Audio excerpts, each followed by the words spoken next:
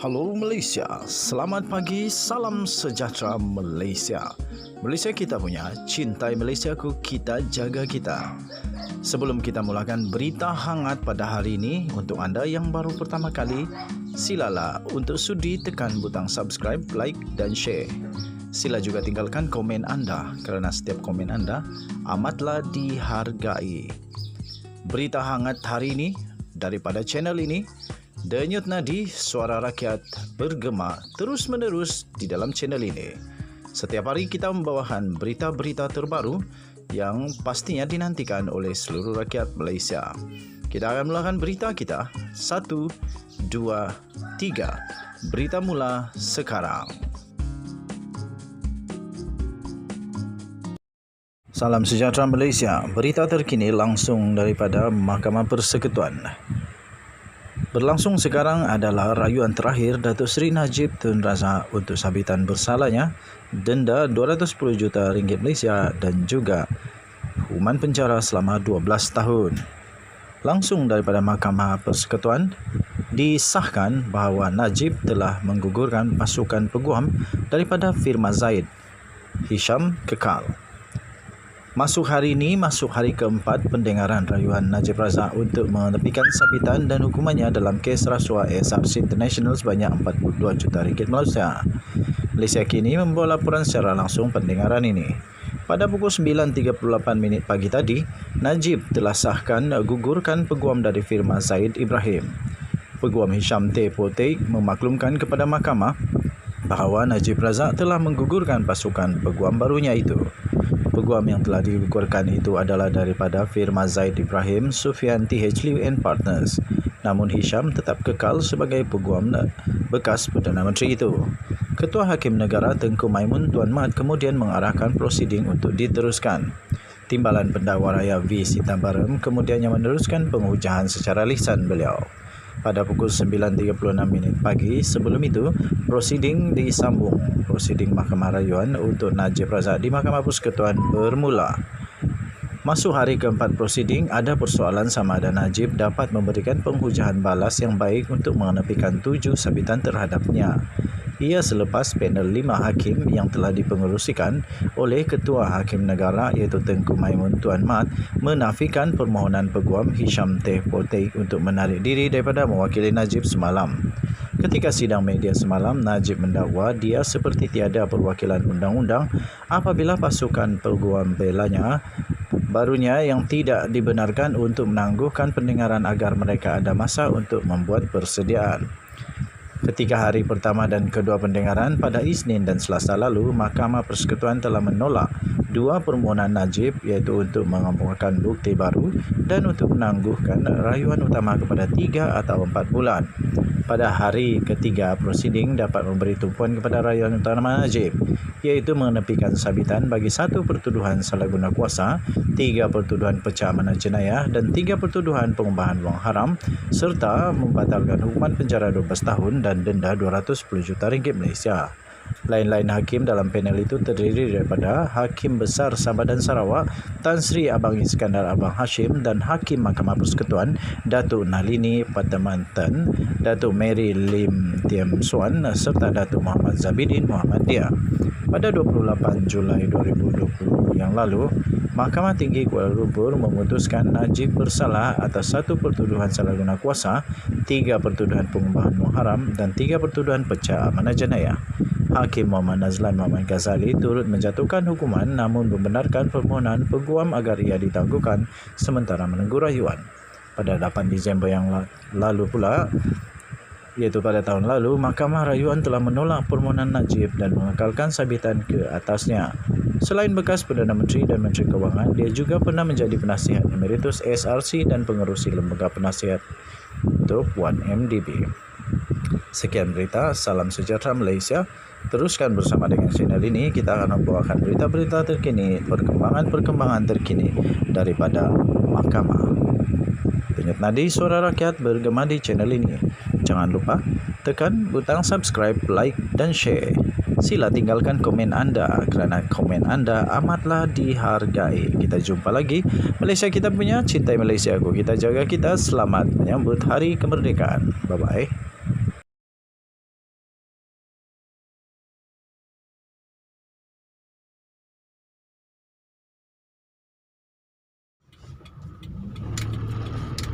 Salam sejahtera Malaysia. Denyut nadi suara rakyat bergema di channel ini. Sekali lagi tuan-tuan dan puan-puan yang dihormati sekalian,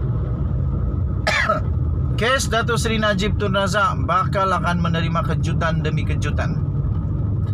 Ada beberapa kejutan yang baru saya terima yang kamu tidak akan percaya pun berlaku. Kejutan yang pertama tuan-tuan dan puan-puan, ini memang luar biasa. Luar biasa, dan ini merupakan satu yang perlu diperhatikan dengan serius. Tapi pertama saya ingin katakan, channel saya sentiasa berada di belakang sistem kehakiman negara Malaysia. Saya percaya dengan perundangan negara Malaysia. Saya percaya dengan undang-undang kedaulatan negara Malaysia. Dan kedua, saya harap orang-orang politik janganlah kacau hakim-hakim. Jangan dok kacau hakim-hakim. Kalau hakim-hakim sudah buat keputusan, jangan kacau. Lagipun, apa yang dikatakan oleh hakim itu memang berfakta, berasas, bukan cerita di kedai kopi. Tuan-tuan dan puan-puan, kenapa saya kata begini? Kerana saya terkejut dengan satu laporan. Laporan disahkan bahawa polis disahkan telah terima laporan terhadap Ketua Hakim Negara. Ketua Hakim Negara Tun Tengku Maimun disahkan telah ada laporan polis telah dibuat terhadap beliau. Ada laporan polis dibuat terhadap beliau. Tuan-tuan dan puan dihormati, telah diterbitkan di Sinar Harian, sinarharian.com. Tajuknya memang mengejutkan. Polis sahkan terima laporan terhadap Ketua Hakim Negara. Polis mengesahkan telah menerima laporan terhadap Ketua Hakim Negara Tun Tengku Maimun Tuan Mat berhubung integriti beliau sebagai pengerusi panel rayuan akhir kes penyelewengan dana 42 juta ringgit milik SRC International Sdn Bhd yang dihadapi oleh Datuk Seri Najib Tun Razak.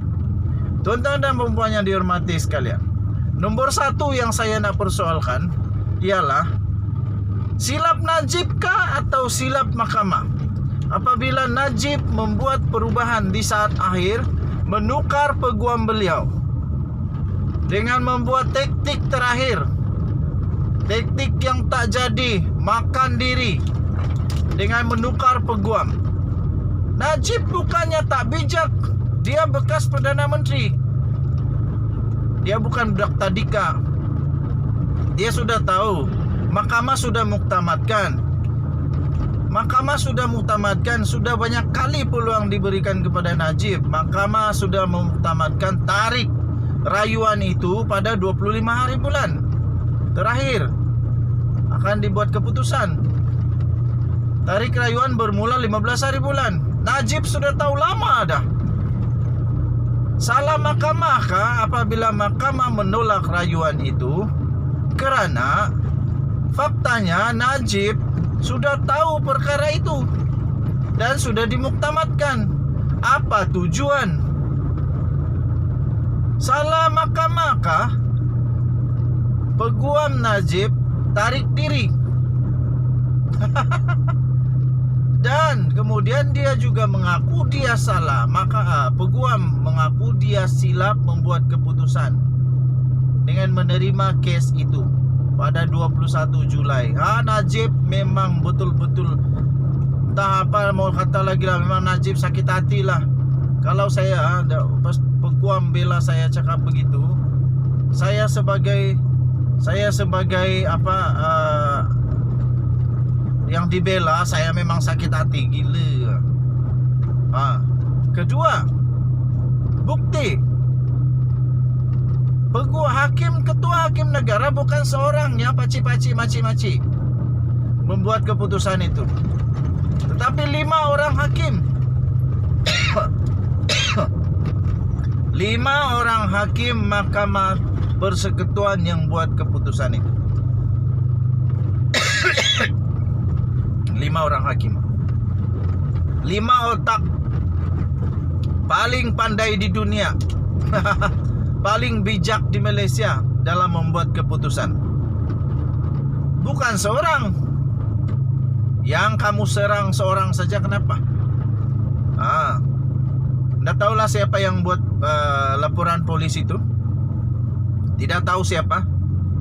Tapi sebenarnya bagi saya, pendapat saya, yang patut dipersoalkan integriti itu bukan hakim, bukan ketua hakim negara, tetapi kamu yang membuat laporan itu yang perlu diperhatikan.